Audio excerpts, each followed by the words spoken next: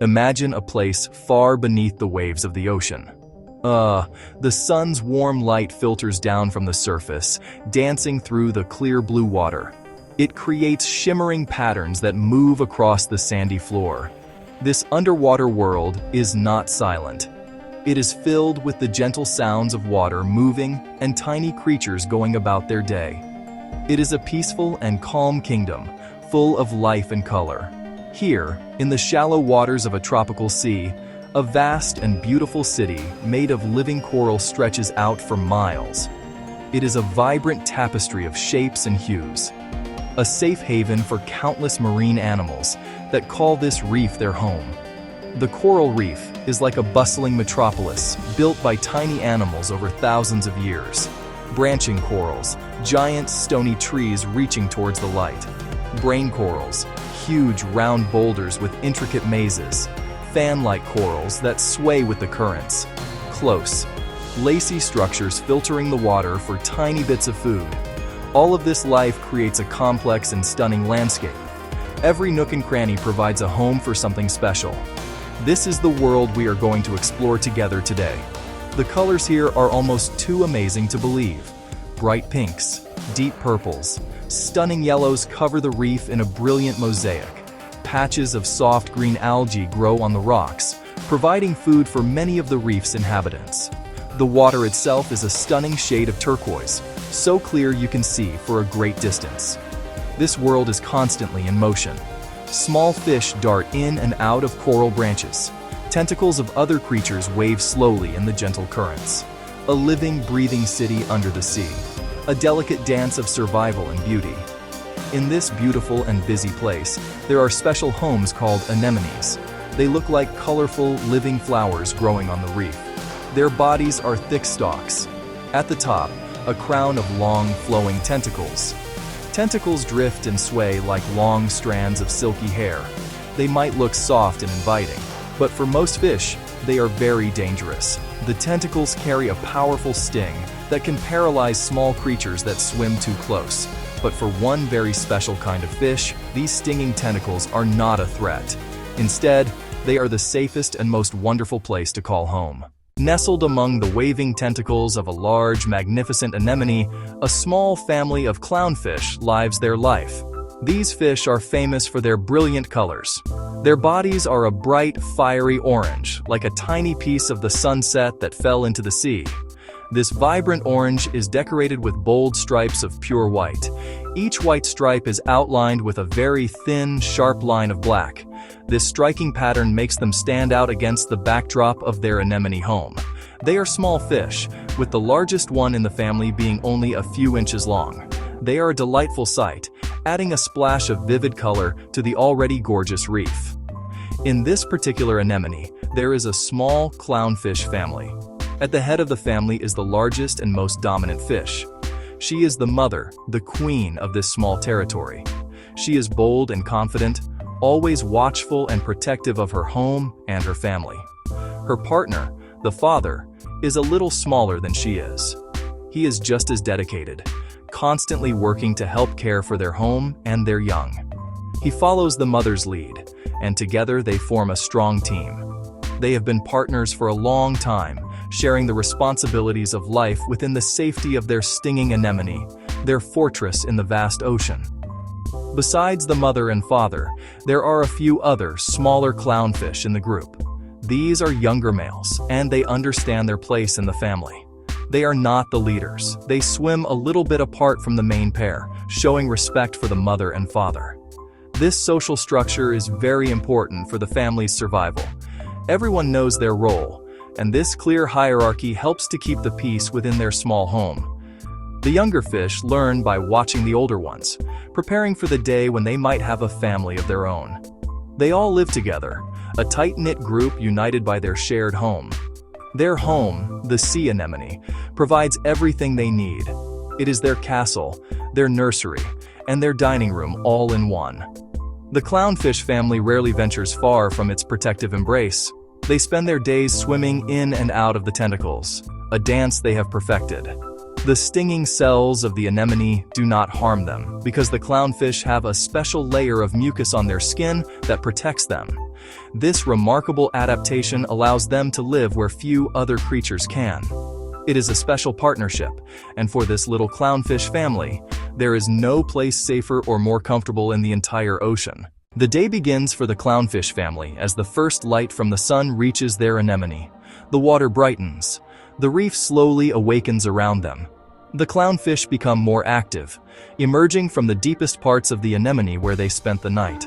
The mother fish is the first to venture out, her eyes scanning for danger or opportunity. The rest of the family follows her lead, their orange bodies contrasting with the pale tentacles. Morning is for exploration and starting daily chores.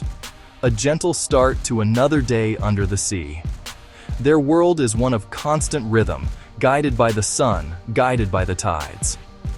As the current shifts, it brings new scents. Tiny particles of food. The clownfish dart out to catch these small morsels.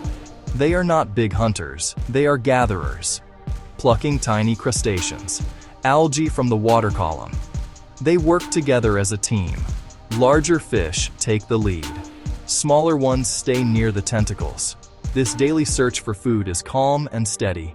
It sustains their small community in this vast blue world. Life on the reef isn't just about food, it's also about maintaining their home. The clownfish are tidy housekeepers. They spend part of their day cleaning the anemone, removing debris and parasites.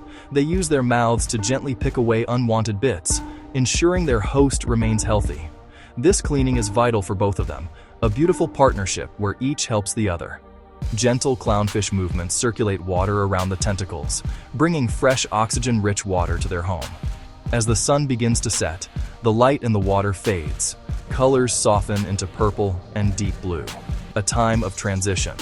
Daytime creatures seek shelter. Nighttime animals begin to emerge. For the clownfish family, it signals the end of their day. They retreat deeper into the anemone's embrace, safe from predators that hunt in the dark.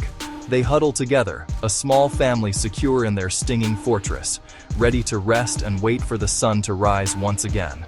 Table of Contents, Part 2. Act 1. Appearance and Home, about 6 section. Let's take a closer look at these incredible fish. The most common type of clownfish, the Ocularis clownfish, is known for its stunning color. Its body is a brilliant, fiery orange. It is a warm and vibrant shade, like a tiny piece of the setting sun that decided to go for a swim. This bright color helps them stand out, but it also serves as a warning to some smaller creatures. This orange is not just a single, flat color. It has depth and richness. In the shifting light of the water, it can appear to shimmer and change, sometimes looking like bright tangerine, other times like a deeper, more reddish hue. This vivid coloration makes them one of the most recognizable and beloved residents of the entire coral reef. The size of a clownfish tells a story about its role within the family. They are not very big fish. The largest and most important member of the group, the female, might only grow to be about 4 inches long. That is smaller than the length of your hand. The male partner is a little smaller than her, usually around 3 inches. The other clownfish in the family are even smaller, showing their junior status. This size difference is very important in their social world. It helps everyone understand their place and prevents fighting within the group. Their small size allows them to dart quickly and hide effectively among the anemone's tentacles, a perfect adaptation for their unique lifestyle. Their bodies are built for life in and around their anemone home. They have a compact oval-shaped body that is slightly compressed from side to side. This shape allows them to be very agile swimmers, capable of making quick turns and sudden movements. Their fins are rounded, not sharp or pointed. These soft-edged fins are perfect for navigating the delicate, flowing tentacles of the anemone without causing any damage. They move with a unique, wobbly swimming motion. They seem to almost dance through the water, bobbing up and down as they propel themselves forward. This charming wiggle is a signature part of their personality, making them delightful to watch. The skin of a clownfish is another amazing feature. It is smooth and appears very delicate, but it holds a secret. This skin produces a special layer of mucus. This slimy coating is the key to their survival within the stinging anemone. It is like an invisible shield that protects them from the anemone's powerful neurotoxins. Scientists believe the mucus might be made of a substance that the anemone doesn't recognize as foreign, so it simply doesn't fire its stinging cells. This incredible biological trick allows the clownfish to live comfortably in a place that is a dangerous trap for nearly every other fish on the reef, making them true masters of their chosen home. Section 2. The stripes of life. The most iconic feature of a clownfish is its bold white stripes. These are not just random markings, they are a key part of their identity. An Ocellaris clownfish typically has 3 brilliant white bands that wrap around its body. First stripe, right behind the eyes, like a headband. Second stripe, a wider band across the middle section. Third stripe, near the base of the tail fin. The stripes are stark, clean white against bright orange. The pattern is instantly recognizable. It can resemble a ruffled clown collar. Each white stripe is outlined by a very thin, sharp black border. That black line makes the pattern striking. It frames the white and makes it pop. The detail gives the clownfish a defined, crisp appearance. The black outline thickness varies slightly between fish. Some have very thin, delicate black lines. Others show bolder, thicker borders. These small variations help distinguish individuals. Like fingerprints, one of nature's most beautiful and precise designs. The stripes serve important purposes beyond beauty. They help with species recognition. Number of stripes can vary. The shape of stripes can vary. The position of stripes can vary. Patterns may signal age or status within a group. The bold patterns can also act as camouflage. The disruptive pattern breaks up the outline among anemone tentacles. This makes it harder for predators to recognize the fish's shape. As a clownfish matures, its colors and stripes intensify. A very young clownfish, the larva, is tiny and almost transparent. As it finds an anemone and settles, colors begin to develop. The orange deepens and the white stripes become more defined. Pattern development is a crucial part of its life cycle. It marks the shift from free-floating larva to reef resident. The vibrant stripes symbolize survival and integration into the anemone and coral ecosystem. Section 3. A living fortress, the anemone. The clownfish's home is not a cave or a shell, but a living animal called a sea anemone. Anemones are relatives of corals and jellyfish. They have a soft, cylindrical body that attaches to the reef or a rock. At the top is a mouth surrounded by a beautiful, flower-like crown of tentacles. Tentacles armed with thousands of tiny stinging cells, nematocysts. Those cells fire like tiny harpoons, injecting venom that paralyzes prey. The anemone then uses its tentacles to guide the captured meal to its mouth. For most marine life, the anemone is a deadly trap. But for the clownfish, it's the safest place in the ocean. The secret: the clownfish's protective mucus layer.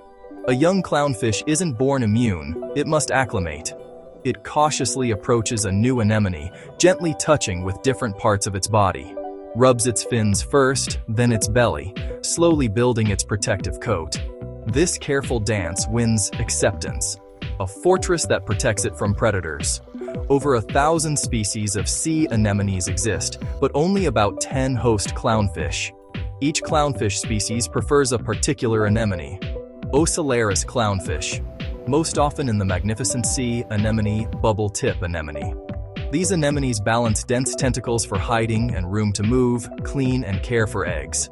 The anemone is more than protection, it's life support. Space under the tentacles is where the female lays eggs on the rock. Tentacle motion keeps water flowing over eggs, supplying oxygen. The anemone provides leftover food scraps for the clownfish. In return, the clownfish serves its living home, a true symbiosis. Section 4. The city of coral. The anemone and its clownfish family do not exist in isolation. They are part of a much larger and more complex environment, the coral reef. A coral reef is like a massive, sprawling city, built by tiny animals called coral polyps. These polyps are soft-bodied creatures, much like tiny anemones. They build hard, protective skeletons of calcium carbonate around themselves. Over thousands, even millions of years, the skeletons of countless generations accumulate, forming the enormous, intricate structures we call coral reefs. These structures can be massive, stretching for hundreds of miles, like the Great Barrier Reef. The architecture of this coral city is incredibly diverse. Branching corals, large, tree or antler-like structures. Branching corals provide countless hiding spots for small fish and invertebrates. Massive corals, huge, solid mounds like giant brains or boulders. Massive corals form the stable foundation of the reef. Plate corals, flat, shelf-like formations, creating overhangs and shady areas. This structural complexity creates a three-dimensional world with huge surface area for life. This living city is a hotspot of biodiversity. Coral reefs cover less than 1% of the ocean floor, yet support about 25% of all marine species. It is a world teeming with life. Thousands of species of fish, from tiny gobies to large groupers, swim through the reef's corridors. Crabs, shrimp, lobsters hide in the crevices. Starfish, sea urchins crawl across its surfaces. Giant clams filter the water, and graceful sea turtles glide over the top. The reef provides food, shelter, and breeding grounds for this incredible array of animals. It is one of the most vibrant and densely populated ecosystems on Earth. The health of this entire city depends on the health of the coral polyps that build it. These tiny animals have a critical partnership with microscopic algae called zooxanthellae. The algae live inside the coral's tissues. They use sunlight to make food through photosynthesis and share that food with the coral polyp. In return, the coral provides shelter and the compounds needed for photosynthesis. This relationship enables corals to build massive reefs and gives them their beautiful colors. The clownfish and its anemone are just one family living in one neighborhood of this vast, interconnected metropolis. Section 5. Colors of the reef. The vibrant colors of a coral reef are, one of its most breathtaking features. This explosion of color comes from many different sources. Much of it comes directly from the corals themselves. As we learned, the tiny algae living inside the coral polyps are responsible for most of their color. Depending on the species of algae, they can make the coral appear brown-green, red-yellow. The coral's own tissue can also contain fluorescent pigments that create brilliant displays of blue, purple, pink, especially under certain light conditions. These colors are not just for beauty. They can help protect the coral from the sun's harsh ultraviolet rays, acting like a natural sunscreen. The anemones also add to the reef's spectacular palette. The anemone that hosts our clownfish family might have tentacles that are pale green, a soft pink, even a vibrant purple. Some have tentacles with brightly colored tips, like the bubble tip anemone, which can have tips that glow with purple magenta. These colors are also produced by symbiotic algae and the anemone's own pigments. The color of an anemone can change depending on the light it receives and its overall health. A brightly colored anemone is typically a healthy one, full of the algae that help to feed it. This makes it an attractive and reliable home for a discerning clownfish family. But corals and anemones are not the only sources of color. The reef is decorated with many other colorful organisms.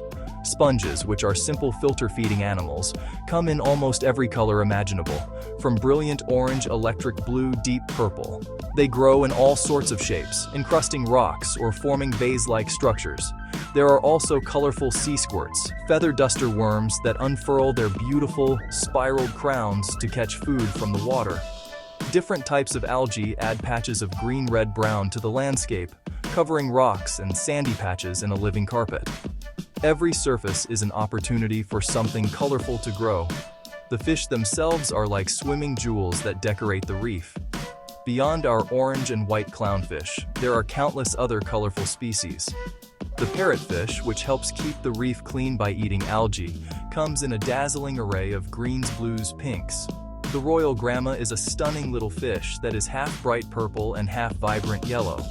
Yellow tang swim in schools of brilliant sunshine yellow. The mandarin fish is covered in a psychedelic pattern of blue, orange, green waves.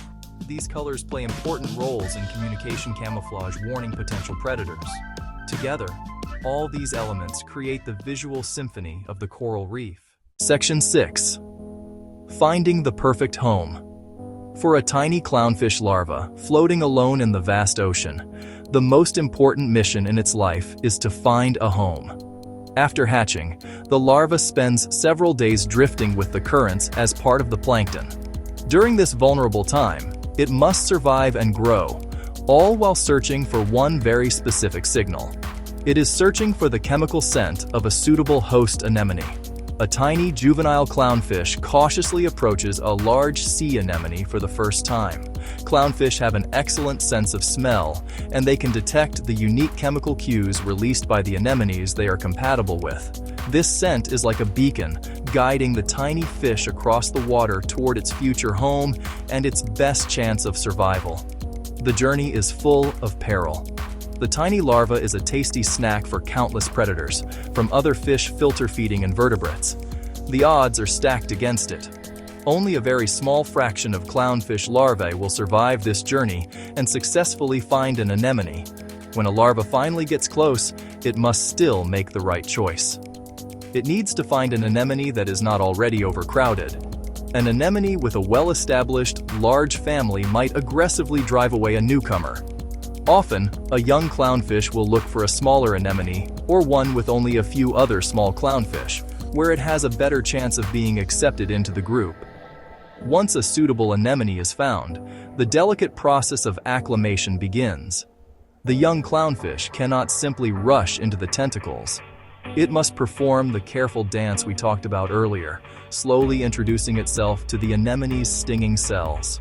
This process can take several hours, or even days. The clownfish gently touches the anemone, building up its protective mucus coat and letting the anemone get used to its presence. This is a critical moment. One wrong move could result in a fatal sting. The survival of the clownfish depends on its ability to perform this ritual perfectly, a combination of instinct and careful, gentle movements. Once accepted, the clownfish has found its home for life. Clownfish are not migratory. They do not travel from one reef to another. Once they settle in an anemone, they will almost never leave it. This single spot on the reef becomes their entire world. They will defend it fiercely from intruders, including other clownfish trying to move in. This anemone is their territory, their castle, and the place where they will grow up, find a mate, and raise their own families.